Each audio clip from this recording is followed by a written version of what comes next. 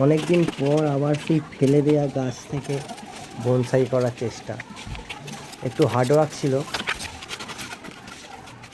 প্রত্যেকটা ডাল কেটে যা শেপ দেওয়ার চেষ্টা। গাছটা অনেক বড় ছিল, গোড়াটা ছিল আরও মারাত্মক। হাঁটতে তো আমার দম বেরিয়ে গেছে। গাছের ডগগুলো একটু রাউন্ড শেপ করে দিতে হয়, নাহলে পরে যখন কচি পাতা বেরোবে না, দেখতে বাজে লাগবে।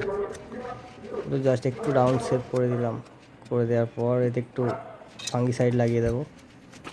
সাধারণত লাগে না ফাঙ্গিসাইড, তাও দিয়ে দিলাম, ছিল এক্সট্রা। এই বনসাই করার চেষ্টাটা না আমার অনেক দিনের, অনেক পুরনো গাছ আছে,